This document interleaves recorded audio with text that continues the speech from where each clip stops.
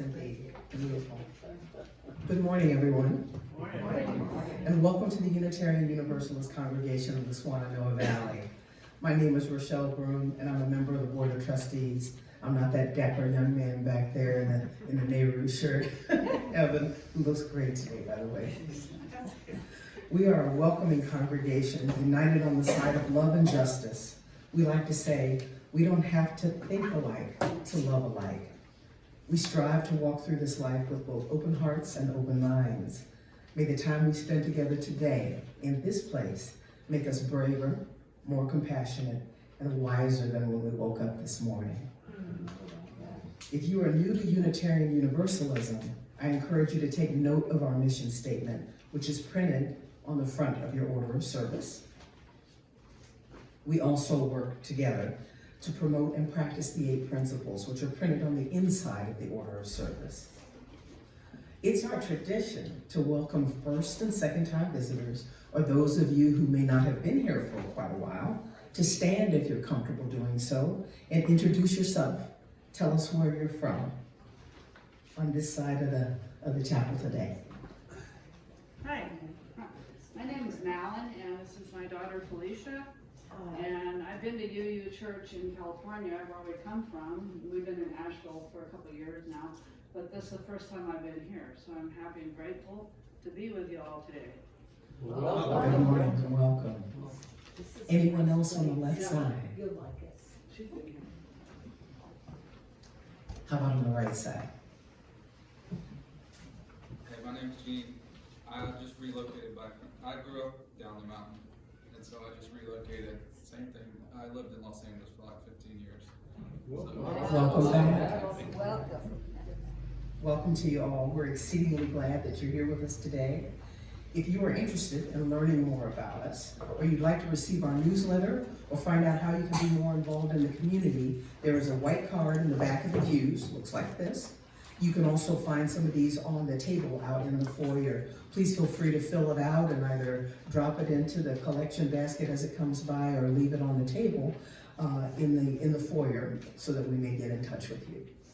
We only have one announcement today, and that is that some of our own choir members are a part of the Reuters Center Singers, and they're going to be in concert later on today at 3 p.m. At the First Congregational UCC at 20 Oak Street in downtown Asheville. It is free and open to everyone, and they do accept donations at the door. So if you have some free time and like to go down for some good music, go ahead and head on down there. We also, it's also our practice to acknowledge that the land where we are now gathered has not always been ours to call home. UUCSB acknowledges with respect that the land we are on today is the ancestral home of the Cherokee and of other indigenous people. The Cherokee, through stewardship, understanding, and conservation, survived and thrived in this land. We acknowledge their enduring connection to their homeland. So now, please silence or completely power down your cell phones so that our service may begin.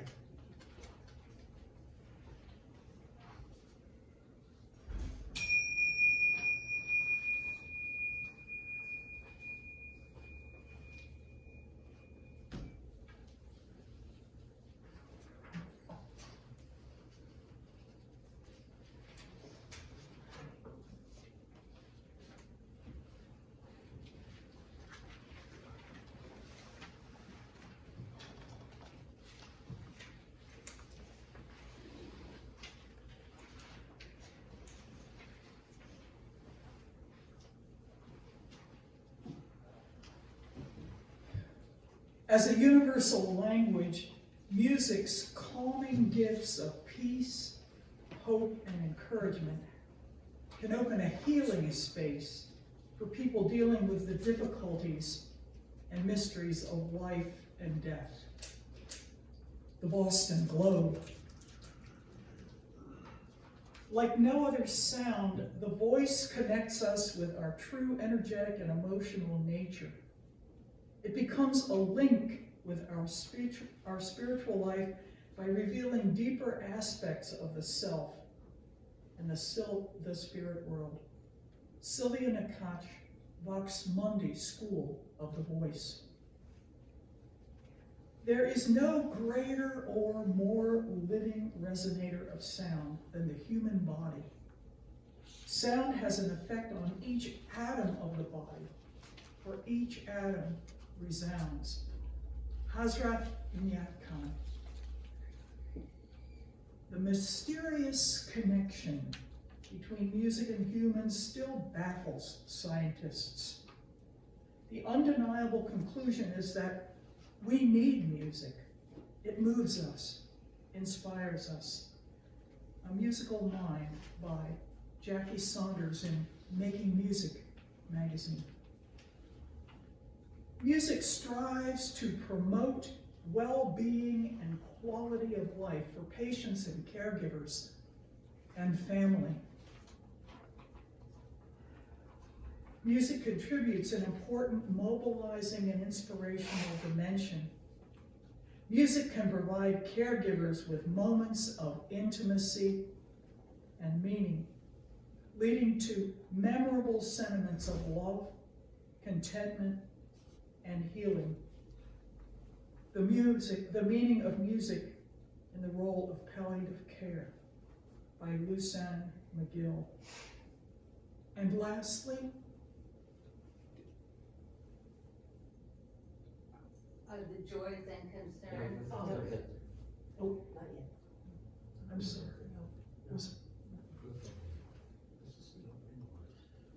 These are the opening words, actually. Sorry. They're kind of long, aren't they? I'm sorry. As the fabric of breath, vibration, and emotion, the voice can affect the body and the mind more efficiently than any other form of sound. As the sound is made, it relaxes the mind, harmonizes perceptions, and thus tensions release.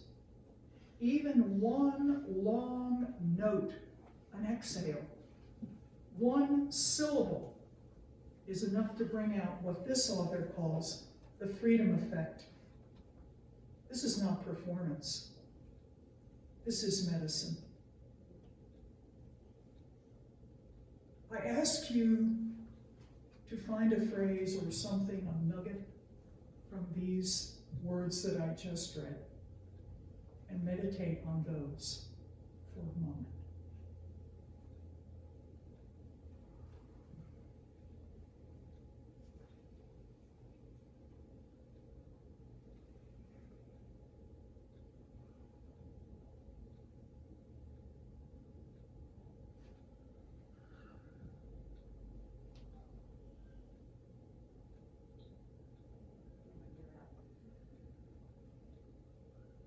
This is not performance. This is medicine.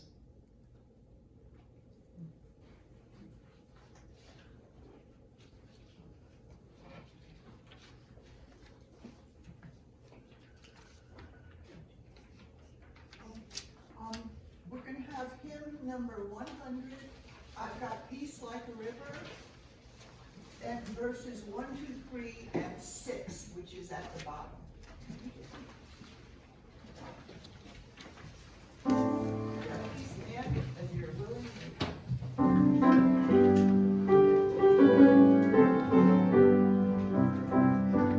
I've got peace like a river, I've got peace like a river, I've got peace like a river in my soul. I've got peace like a river.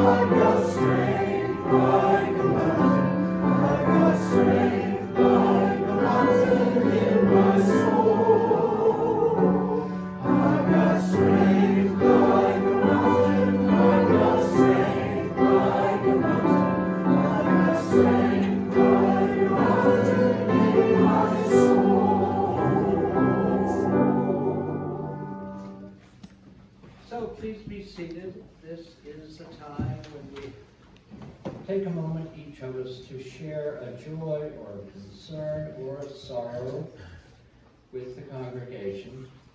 Please come up and speak into the microphone as Lady Di will light a candle to carry forward your joy or concern. I'd like to ask Diane to light several billion candles because today is International Workers' Day, which is a pretty big holiday in a lot of countries. And it's where we express our concerns and support for the labor movement all over the world.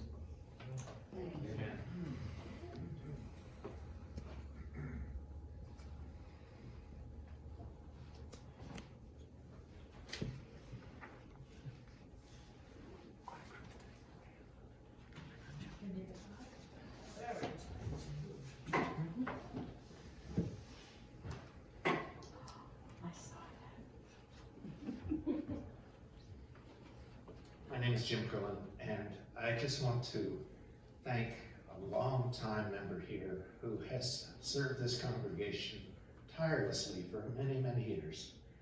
And that's our current treasurer, Lee Redding. Yay!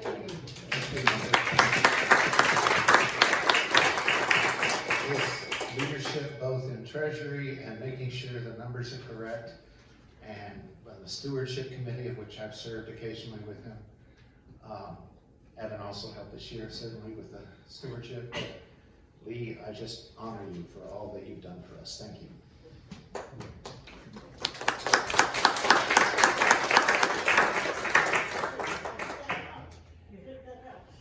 This is absolutely the narrowest aisle.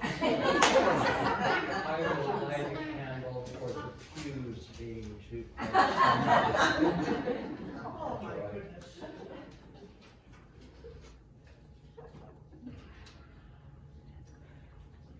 This quote I use, my name is Joy. This quote I used at the, Go ahead. try that again. I'm too scared to go back there. And this was the quote that I used for the theme for the evening. Now, it would be great if I had eyeglasses for my eyeglasses, because this is super small. It's a quote by Goethe. I have come to the frightening conclusion that I am the decisive element. It is my personal approach that creates the climate. It is my daily mood that makes the weather.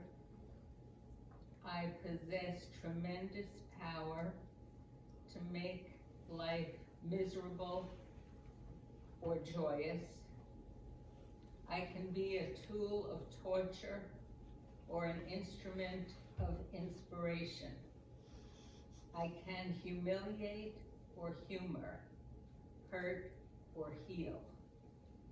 In all situations, it is my response that decides whether a crisis is escalated or de-escalated, and a person is humanized or dehumanized.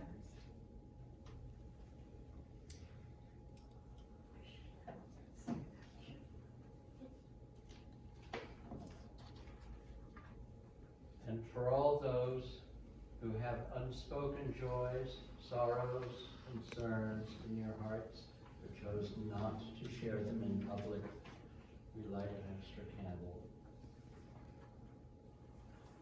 And another for all those who are suffering in the world today.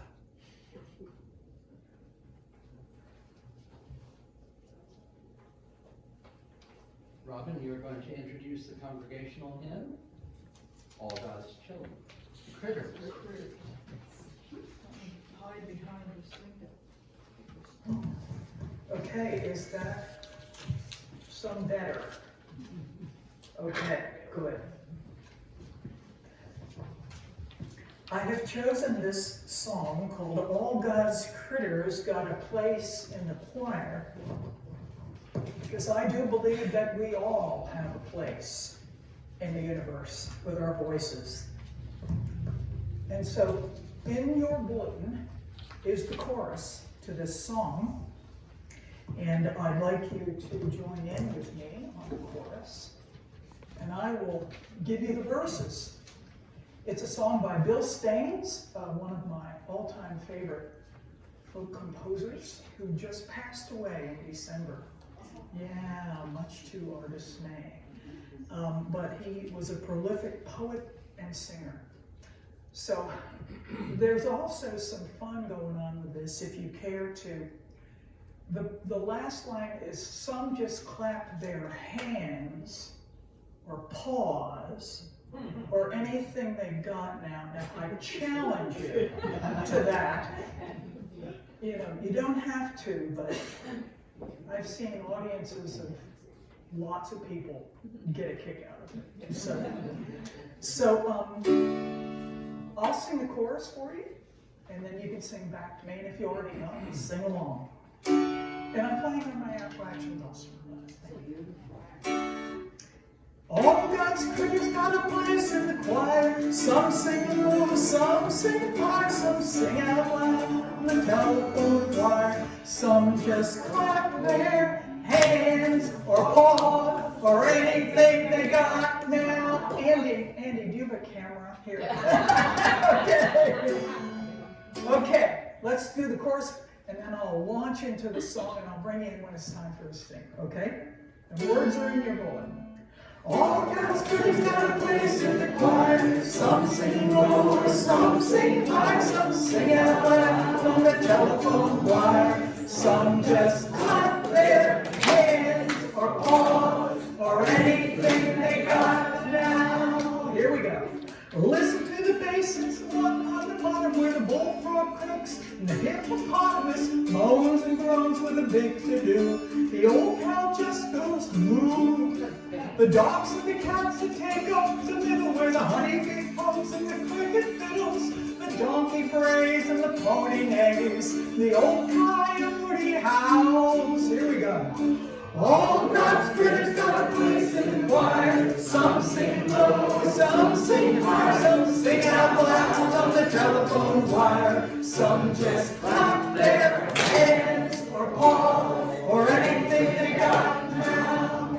Listen to the top where the little bird sings on the melody with the high notes ringing. The hoot owl hollers over everything, and the jaybird disagrees.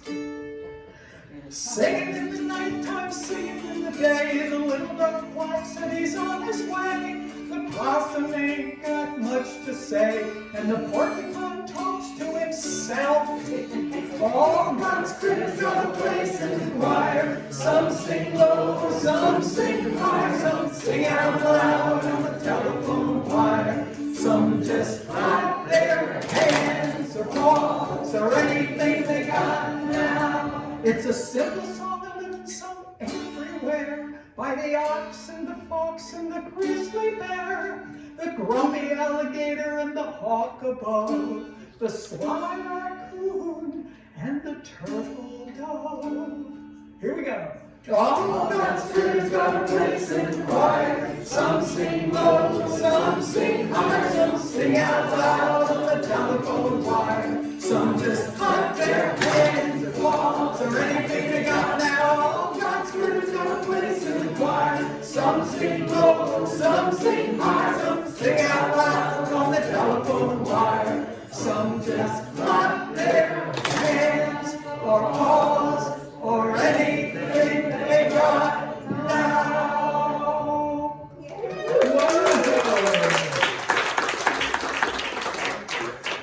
You have got a choir. And you are part of the choir.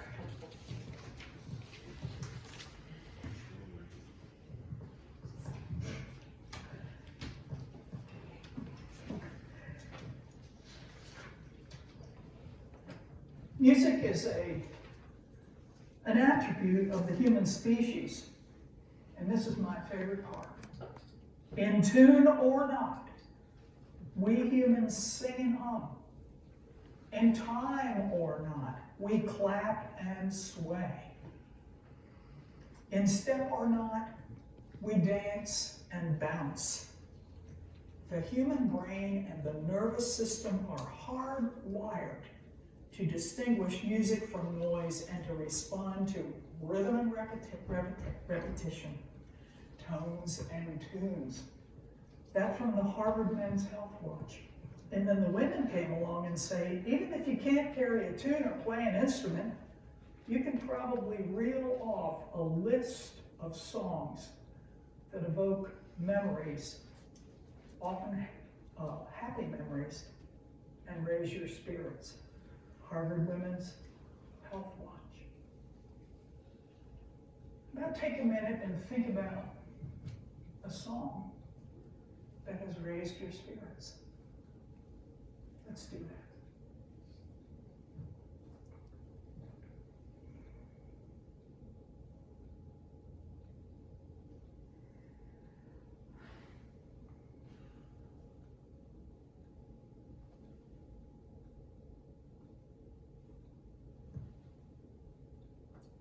Perhaps it was all God's critters.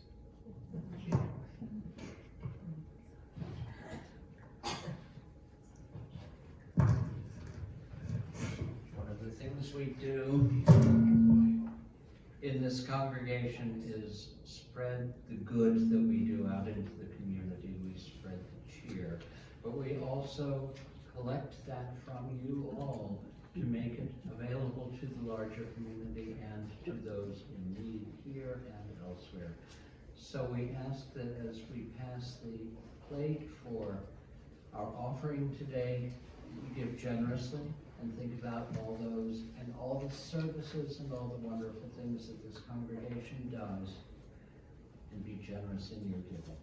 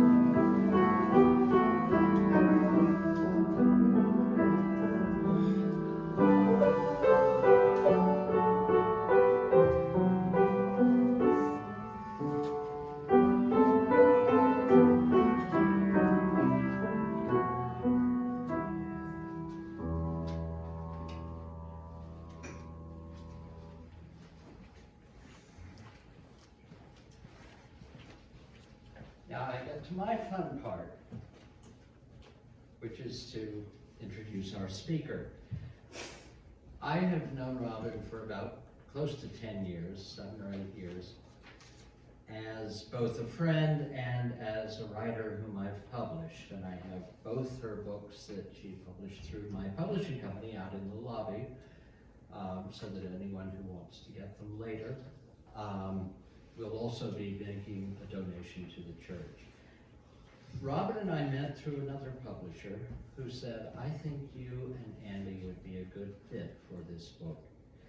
And we have worked together on many projects over the years. But Robin's background is probably similar to that of many of us here. She began life as a teacher of high school English, and then became a guidance counselor for students. And while she and her husband Gordon were living in the Washington, D.C. area, or was it Northern Virginia, she also had a band called the Mill Run Dulcimer Band, which now has 11 albums in the Smithsonian. And she performed with the band and with opera and with orchestras and with other groups at Kennedy Center many times. And she came to music the way she came to many other things in her life. She is a student as well as a teacher. Her first teacher, when she was about 4 years old, was a piano teacher who was her mother. And Robin, at 4 years old, started learning piano music and other music by ear, and completely ignored her mother's admonitions that she had to learn it by the book. Robin has never learned by the book, although she actually does take classes and learn things and masters them. And that was one of the things that led, after her second retirement, to her learning CMP, which I just went blank on the title of it. Certified Music Practitioner. Certified Music Practice, which is the use of music in nursing homes, hospice, and other places to help release people from their pain. It's not to heal them, but to help them let go. And she did that for 16 years. And this is a good part of what she will be talking about today, how music affects the human spirit. Then she retired from that, and now she is making those wonderful folk art pieces called haints, which she also studied, and I have one in my house that's amazing. And so she progresses through life, learning more and sharing what she learns, teaching others, and giving a blessing through the work she does. So I am very honored and pleased to introduce Robin Russell Gaiser.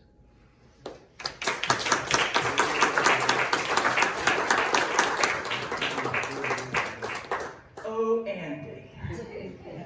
I hardly know who you were talking about there. It's like, you know how that goes. I am, in fact, Robin Russell Gaiser. I am a certified music practitioner. I will never not be a certified music practitioner. It took 2.5 years for me to get the certification, and it's important to note that I'm not a music therapist, although all the millions of places I worked called me the music therapist, but that's okay. Andy used the word healing, and actually in my organization, where I did my work, we distinguish between healing and curing. Curing, we got drugs, we got surgery, all of that.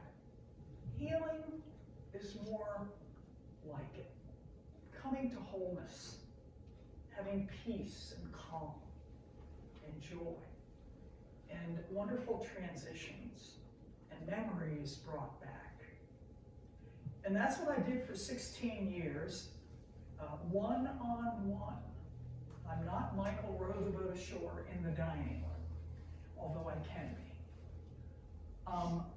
I'm one-on-one, bedside or chair-side music for critically and chronically ill, elderly, and dying, and anyone who else is around.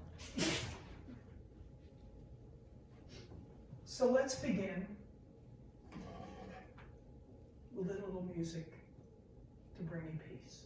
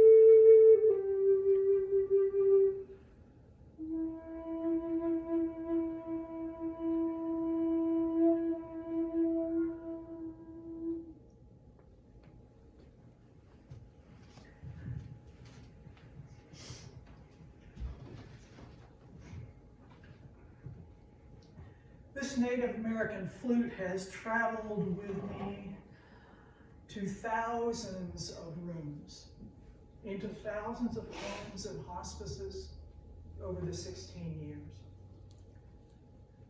This music, that low pitch, that breathiness, that vibration has brought peace and healing to so many.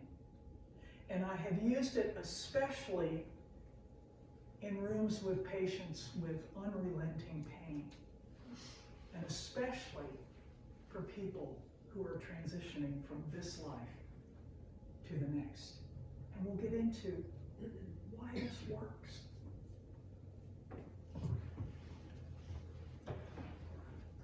The body is 75% fluid. And sound, music, is pure vibration. And so we have all sorts of things in our bodies that accept the vibration. And of course, water, I mean, when I was a kid, I blew into a bowl of water, sang into it, and I watched it ripple out. Well, we're 75% of that. So this vibration, perhaps you felt it when I moved among you. Well, you can imagine being in an 8x6 room with someone. The power of this flute. So, the bones, we hear via the bones in our head. That's the way the ear works. The skin, there are all kinds of receptors in the skin. And sometimes, haven't you had your skin crawl with music? Well, they can do that too, with noise and music. The muscles, the reflexes, they contract and release with sound. Perhaps you felt your own muscles release. Your shoulders go down when you heard the flute. The nerves detect sound. They feel sensation. The vagus nerve, which is right up here behind the ear, is the only nerve system that goes to every single organ in the body. How interesting is that? And why is it up here? Near the ears. No mistake, I don't think. So, what we do know, that we both receive and give off energy, we know that. And we are resonators, as one of my quotes talked about. High tones generally energize. Low tones relax. And so you could probably feel that low music of the flute with the relaxing. And so many of the elements of music, which I learned in these wonderful classes I took through Music for Healing and Transition program all over the country. I took mine up in the Berkshires. But you could feel that low tone. And I choose the low tone for the work that I do with the patients I specifically talked about. So, high frequencies energize, as we say. And I purposefully chose the Appalachian dulcimer for you to hear how that high tone, it was the key of D, fairly high, 2 sharps, you know that, Andy, everybody knows that. And a steel string, a quick rhythm, a lot of words. You were energized, I hope. So those are some of the elements. So low frequencies then decrease energy and relax. So I was talking about some of the elements of music and how we match those elements with what we encounter in rooms. Now, many of my patients are non-responsive. Some are transitioning. But I guess I dare say I'm an empath. And somehow I've been gifted with this way of going in the room and just kind of knowing what to do. And it has been such a treasure to be able to deliver music to people who needed it but couldn't tell me what they needed. Oftentimes I don't know their names. I don't know what's going on. I would go to the charge nurse or the admin in these places where I worked, and I would say, are there special needs today? And they would say, yeah, room 103, you know, Jack in 20, and off I'd go with my dog and pony show in hand, and off I'd go. And I would say a prayer to the universe before I entered in and say, help me do this. Help me do the right thing. And I wish you could have been with me to see the miracle of the music. Incredible, absolutely incredible. And so I paid attention to rhythm. I paid attention to the key signature. We talked about the higher key, energizing, the lower keys, you know, relaxing. Vowel sounds, believe it or not, vowel sounds. We don't want to go E and A and I, we want to go O and ooh if we chant, which I do, and hum, beautiful. Intervals, like the distance between a note.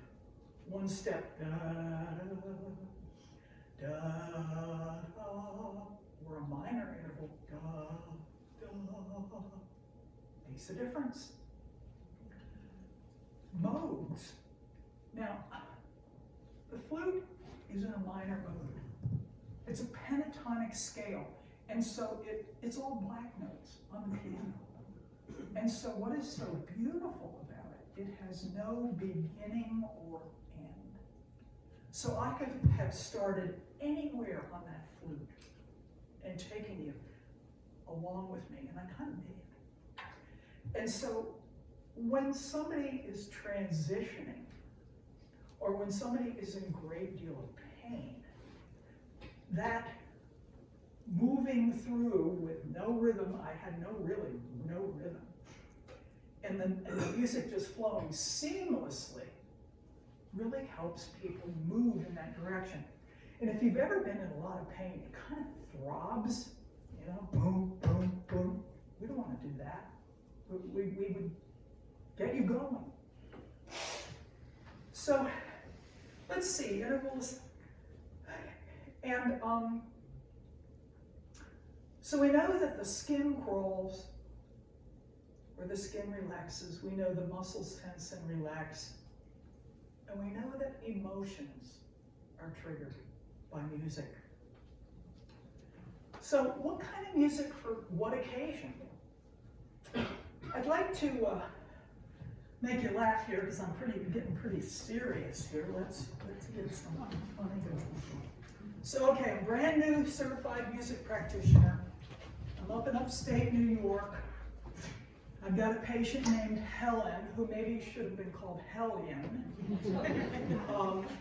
The nurses, no wonder they sent me to her. They said she causes a blue streak.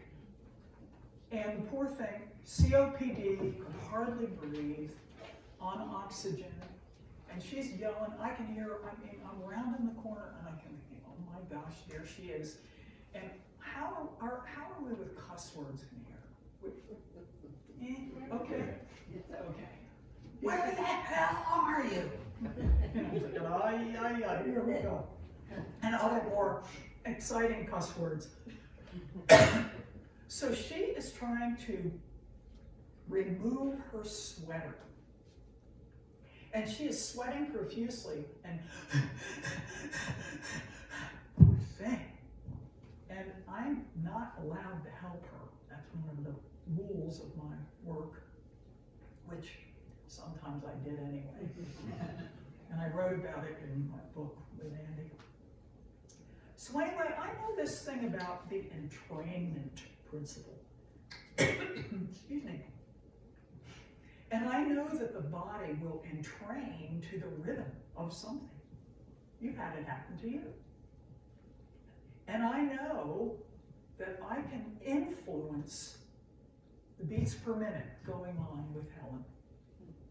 So we start out like this, and I match her. Rock my soul in the bosom of Abraham, rock my soul in the bosom of Abraham, rock my soul, bosom of Abraham, oh, rock of my soul. So high, you can't get over it, so low, you can't get under it, so wide, you can't get round it, oh, rock of my soul.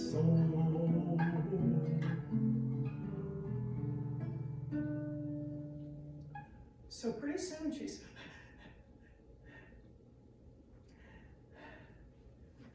rock my soul. Her complexion changes.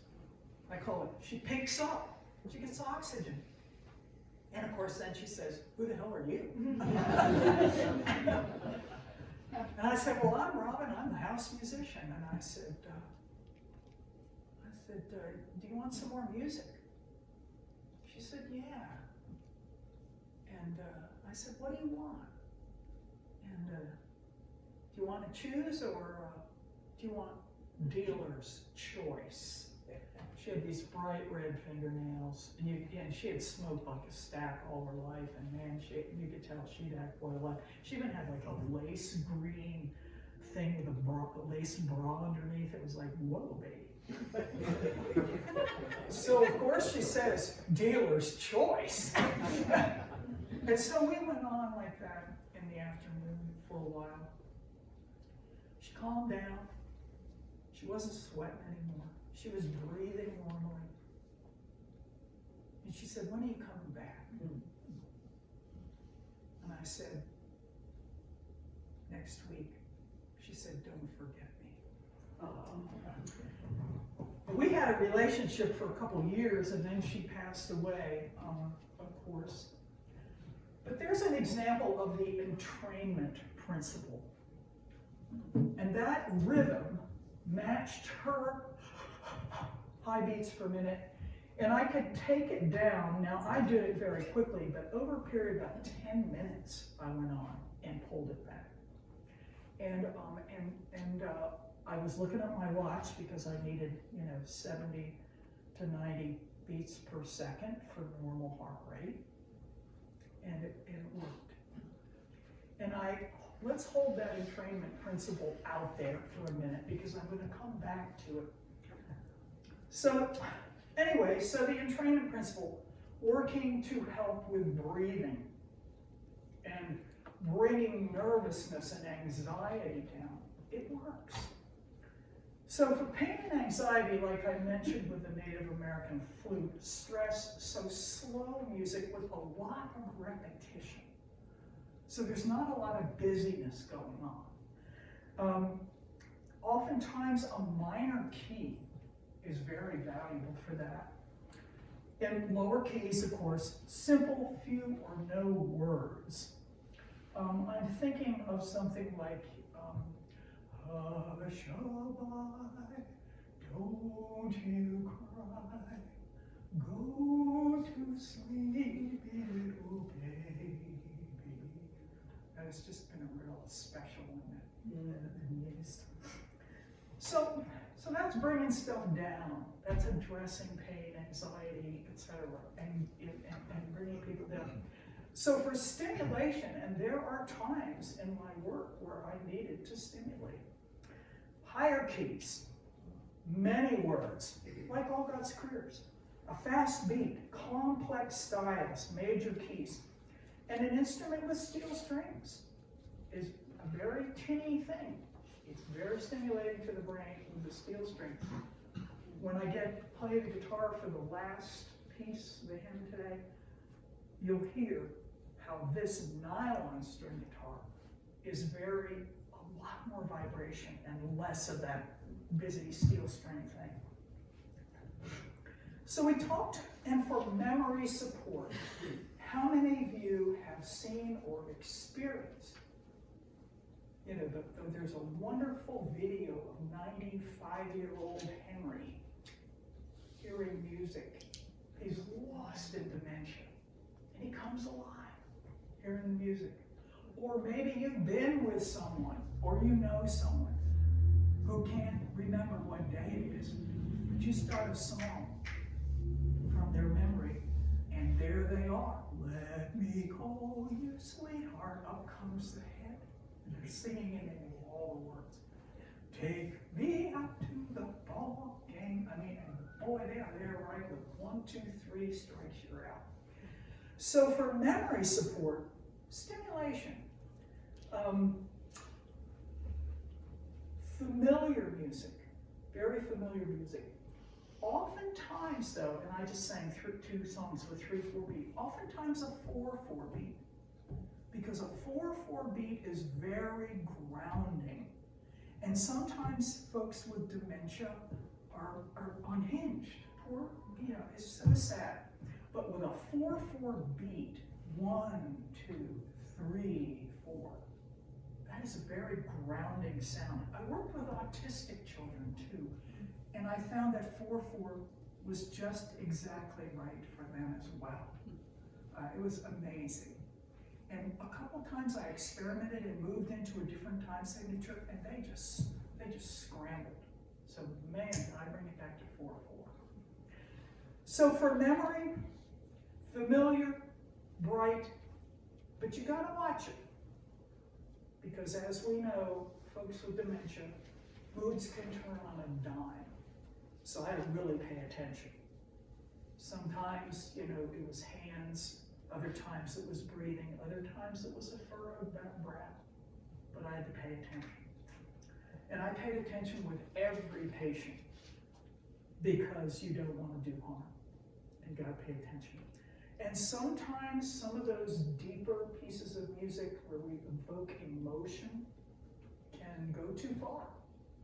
For instance, with some of my really, aged patients, and he walks with me and he talks with me.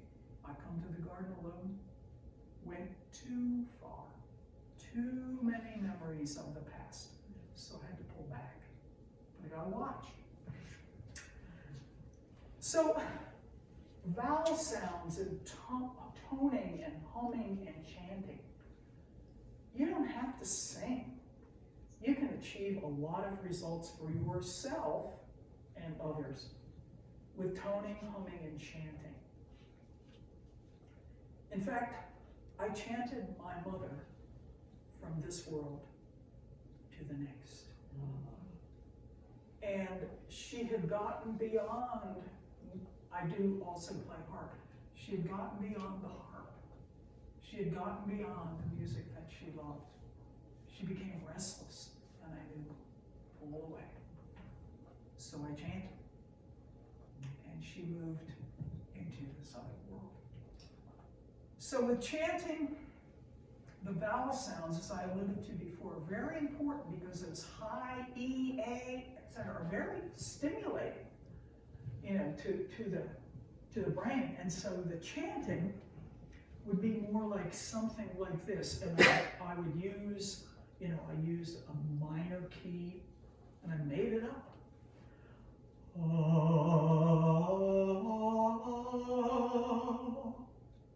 Selah.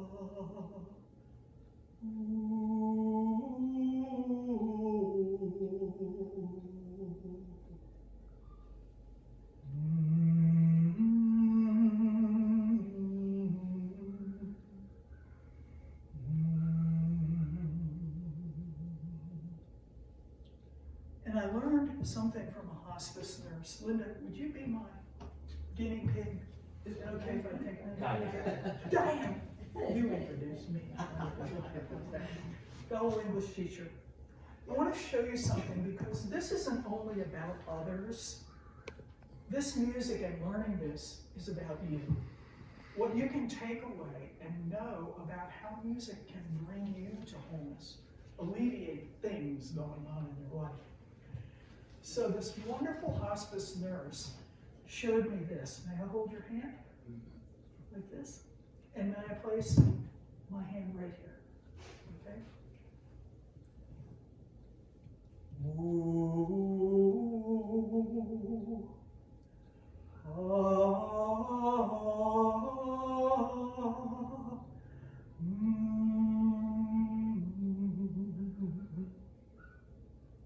Rate of transmission of vibration. Remember that. Thank you, Diane. So toning would be something, putting your tongue in the roof of your mouth.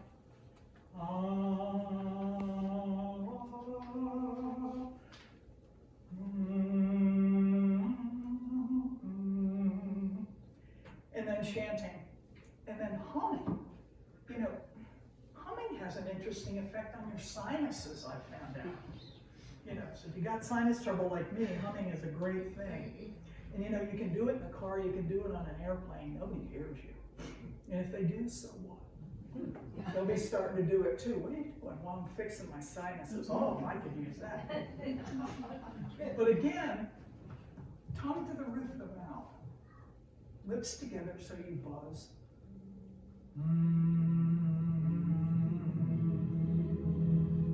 Or a higher tone for you. Can you feel it up here? It's releasing nitrous oxide into your sinuses. So no more Claritin, baby. None. So we have alluded to transitioning and dying. Let's say you have someone who you are close to whom you are close, who is dying. What music would you choose for that person? And don't be shy. What would you choose? Classical. Classical. Okay, what kind of classical? Instrumental. Instrumental. Okay, what instrument? Violin. Okay, I'm getting picky here because I'm going down the road here saying, okay, what violin? Okay. Flute. Flute. Okay. Can you name a composer, maybe? Wouldn't matter. It wouldn't matter. Wouldn't matter. Okay. Other idea. Old composer, not new. Somebody from the 18th, 19th century. Okay. Got it. All right. Anybody else? Have you had someone where you have offered music or wondered what music they would like? Thank you for that. Thank you for being brave. Particular song in mind? This would appear to be somewhat blasphemous. If I was on my way out, I'd like someone to be performing some hard rock, some kick-ass blues, two brothers rocking down the highway. Let's kick on out of here. Okay, man, I can do that. And I'm going to explain something about that stuff in a minute, because we'll only be going, oh my God, I don't want that. Well, we'll see. What else? What, you know? Songs from your childhood? Songs from your childhood, okay? What, like, can you think of one?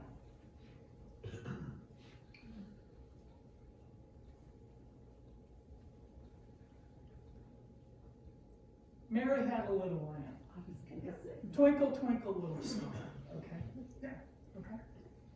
Any other thoughts? If it were my daughter, I would sing Melanie. Melanie, okay. All right. All right, couple of things. We talked about the entrainment principle. When you are dying, or when a person is dying, the heart begins to beat very arrhythmically. That's part of leaving this world. It's not beating regularly. So what I learned is to then add a beat to a dying heart is in fact bringing the person back to life. And I don't think we want to do that. This person, dying is hard work, I hear. I've seen it. So I would be careful about the rhythm. Unless you want to go on and live forever, I guess you could do that. But we want to actually match the beat of the heart or the lack of beat of the heart. So you improvise to the heart beat or play something with no rhythm at all and allow that person to do the transitioning that that person is already doing. Okay, familiar melodies. Brings them back to this world. So we don't sing or play anything familiar because then they engage. Whether they're, conscious or, well, we don't use that, responsive or non-responsive, or what we call actively dying. So, no familiar words, no familiar music, and no rhythm.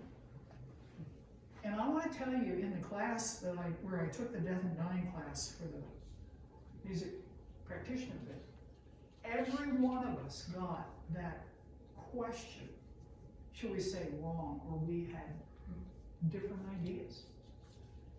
And then we learned about how it happens. And I want to tell you, the first time I had a dying patient with such an irregular heartbeat, the family standing around the bed, I'm in a hospice, I did a 6-month internship in a hospice. And I'm plucking away on this heart in weird ways, and I'm thinking, what do these people think I'm doing? They probably want me to play, Amazing Grace. But they didn't say anything. And they watched their father transition beautifully into this next world. And it was so odd the first time doing that arrhythmic, not atonal, but non-melodic, no words, nothing. But I saw it work. So that's for your information. Now, about rocking out. I do want to say something about rocking out. We've all been at the stoplight where our ears are going like this with a boom, boom, boom, boom.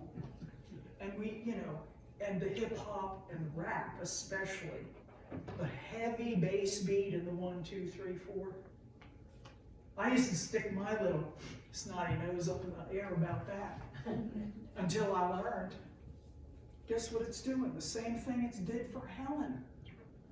It's calming people down, believe it or not, bringing the heart rate down. So I'm not going to criticize what's in those cars next to me, who are rocking out with that heavy duty beat. And I thought that was pretty darn interesting. So, you figure these kids, living in who knows what kind of condition, with noise everywhere, and I think about New York City and those trains running by the elementary schools and the high schools and stuff, and then they get that music, boom, boom, boom, boom. They calm down. Amazing. Who knew? Question, Joy. It's not a question. There's a documentary on Alzheimer's patients with music. Yes. And watching them change when the music comes in. Isn't it beautiful? Fabulous. I was privileged to see the first screening of that movie. And many of us in the field saw it and met the documentarian, and absolutely incredible. So, let me conclude. I could go on forever, as you know. So, I want you to take things home with you. You know, if you take one or two things, I mean, I've told you a lot today, and it may be surprising, maybe you already knew it. But, you know, what can you do to bring healing and wholeness to your life or the life of others with music? Sing or tone or play an instrument. Learn and simple, easy stuff. We know that in musicians, the corpus callosum between the right and the left hemisphere is narrower because music crosses back and forth from right and left. So music, according to our memory support people, is the best way. Forget Sudoku and bridge. But music is the best way for memory support. How about that? So if you got a drum circle somewhere, you know, Linda, you gotta have more people in the choir. And you know, so for the calming, the Irish airs are great. Special instruments. Enya, boy, did that ever work for my autistic kids. Familiar, slow classical.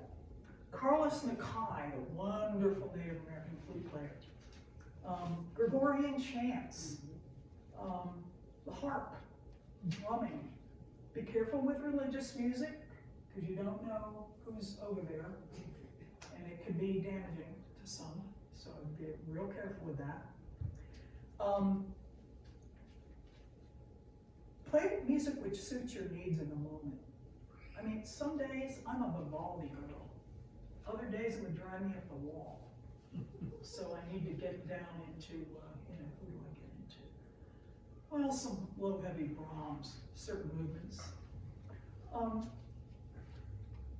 At home, the workplace, in your car. There are always questions about what kind of music, because we can't always have acoustic music. So what is? Acoustic is the best. Recorded acoustic is the second best. Electronic music is way down there, sorry about that. And then recorded electronic is even more, less helpful to the ends which you are moving if you when you're dining, slow, soft music, good luck, right? I mean, Gordon and I are not, you know, we're not upset about asking them to change stations or lower the volume. We now know that those wild and crazy tunes that they play very loudly in restaurants, people tend to gain weight. Because guess what they do? They eat like that. They're in training to. So, for your children and your grandchildren, choirs, music lessons. You know, we know that, you know, higher IQs, better math scores, right-left brain calming, and language facilities are exacerbated by my music lessons. I could go into my own children, but I will not, thank you. Attend live musical events, of course. Sing in church. Support the arts, both in schools and community. You can chant. The Psalms, if you look at the, you know, the Bible in the early Testament, they are really pretty cool to chant. You know, with words like Selah and Holy. So they're kind of cool. So I think that's what I've got to tell you today. But I want to leave you with a blessing. And I want to leave you with music that you can sing along with me. And the music, the words are in your book. And I want to thank you for having me here today.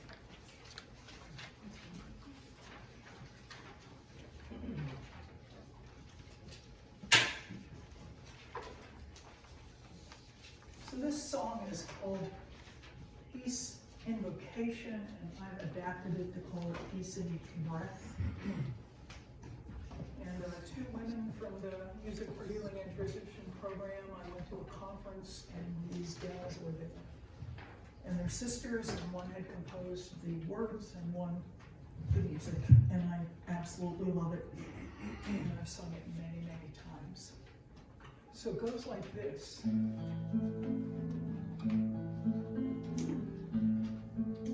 I'll sing the first verse. Peace in each breath, peace in my heartbeat, peace in my kind hands, peace in my rooted feet. And then we'll sing peace in your and peace in our. Ready? Peace in each breath, peace in my heartbeat, peace in my kind hands, peace in my rooted feet. Now your peace in your breath, peace in your heartbeat, peace in your kind hands, peace in your rooted feet. Peace in our. Peace in each breath, peace in our heartbeat, peace in our kind hands, peace in our rooted feet, our rooted feet, our rooted feet.